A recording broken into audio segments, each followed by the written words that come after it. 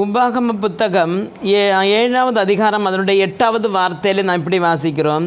கர்த்தர் உங்களில் அன்பு கூர்ந்ததினாலும் உங்கள் பிதாக்களுக்கு இட்ட ஆணையை காக்க வேண்டும் என்பதனாலும் கர்த்தர் பலத்த கையோடும் உங்களை புறப்பட பண்ணி அடிமைத்தன வீடாகிய எகிப்தினின்று இதன் ராஜாவான பர்மோனின் கை நின்றும் உங்களை மீட்டு கொண்டார் என்று காணப்படுகிறது. நமக்கு தெரியும், இஸ்ரவேல் ஜனங்களை அவர்களுடைய ஆரோக்கியத்துக்கு அவருடைய நீதியினால் அல்ல, தேவன் இஸ்ரவேலில் என்ன செய்கிறார், எகிப்திலிருந்து மீட்டு கொண்டு வருகிறார். அப்போ தேவன் இங்கே சொல்லுகிறார், நாங்கள் உங்கள் மேலே வைத்த அன்பினாலும் உங்கள் பிதாக்களுக்கு நான் கொடுத்த ஆணையின் பிரகாரம் தான் நான் உங்களை வழி நடத்தி வந்தேன், அல்லாமல் நீங்கள் நன்மை செய்துட்டில்ல என்று சொல்லுகிறார். அருமையான தேவனுடைய பிள்ளைகளை, நம்முடைய இயேசு பிதாவும் அப்படிதான்.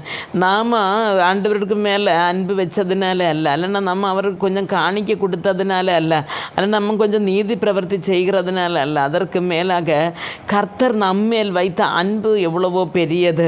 அந்த அன்பின் நிமித்தம்தான் அடிமைத்தன வீடாகிய எகிப்திலிருந்து இஸ்ரவேல் ஜனங்களை விடுவித்தது போல இந்த சாபக்கட்டிலும் பாபக்கட்டிலும் இந்த பூமியின் அந்தகார கட்டுகளுக்கு இடையாக இருந்த நம்மை அங்கே இருந்து மீட்டு கொண்டு வந்து சிலுவை அண்டையில் நிறுத்தி இருக்கிறார். நமக்கு ஒரு ரட்சிப்பு, அவர்களுக்கு அங்கே இருந்து ஒரு ரட்சிப்பு கிடைச்சது போல இயேசு கிறிஸ்துவிலூட நமக்கு ஒரு ரட்சிப்பை கர்த்தர் அருளை செய்திருக்கிறார்.